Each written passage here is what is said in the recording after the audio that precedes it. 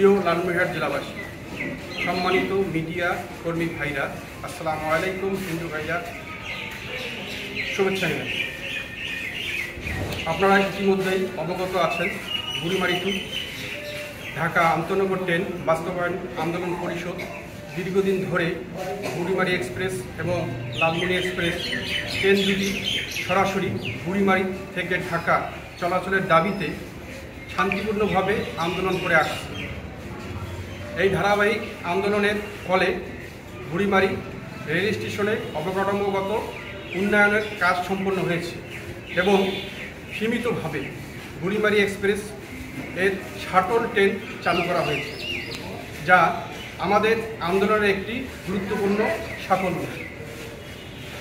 তবে কিছু অসাধু দ্বিমুখী কর্মকর্তার প্রতিশ্রুতির হাতে পড়ে আমরা একাধিকবার আন্দোলন থেকে বিরত থেকেছি, যার ফলে এখনও আমাদের মূল দাবি বুড়িমারি থেকে সরাসরি ঢাকাগামী আন্তনগর ট্রেন চালু বাস্তবায়ন হয়নি।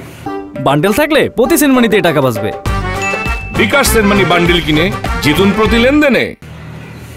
আমরা বরাবরই আন্দোলনের পূর্বে কালীগঞ্জ থেকে বুড়িমারি পর্যন্ত সকল সমন্বয়কের সঙ্গে পরামর্শ করে একত্রিতভাবে কর্মসূচি চালিয়ে গেছি।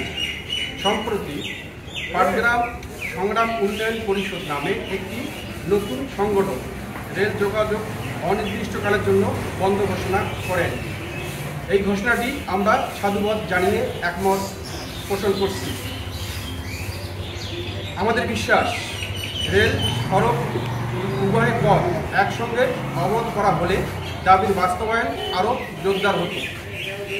তবে আমরা এই আন্দোলনকারী সাধারণ মানুষের স্বার্থে রাজনৈতিক কোনো উদ্দেশ্য নয়। বর্তমানে এসএসসি ও দাখিল পরীক্ষা চলছে এবং আগামীকাল অনার্স ফাইনাল পরীক্ষা অনুষ্ঠিত হতে যাচ্ছে লালমনিরহাট জেলা সদরে। এই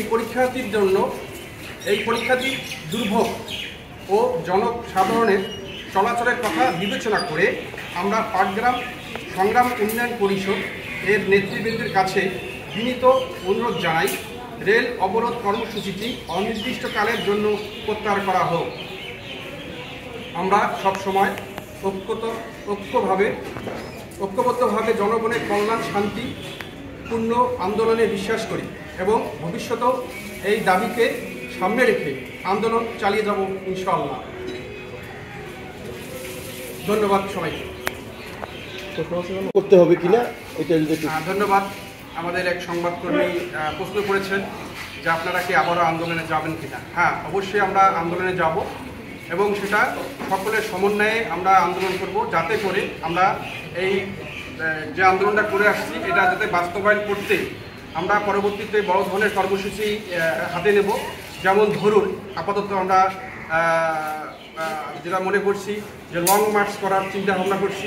হাতিবান্ধা, পাটগ্রাম, কালীগঞ্জ, আমরা এখান থেকে যদি হাজারখানিক লোক আমরা লালমনিরহাট বিভাগীয় যে প্রধান রয়েছে সেই অফিস ঘেরাও, পাশাপাশি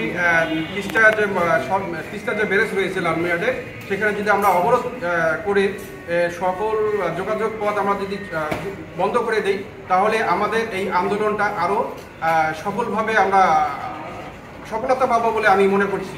এজন্য সকলকে আমাদের সমন্বয়কের পক্ষ থেকে সকলকে আহ্বান জানাবো যে সামনে যে আমরা আন্দোলন করব বৃহত্তরভাবে, সেখানে সকলকেই আমাদের লালমনিরহাট জেলার 4 উপজেলার সকলকেই একতভাবে আন্দোলনে অংশগ্রহণ করবেন এই কামনা করছি আর কি আপনাদের সকলের কাছে।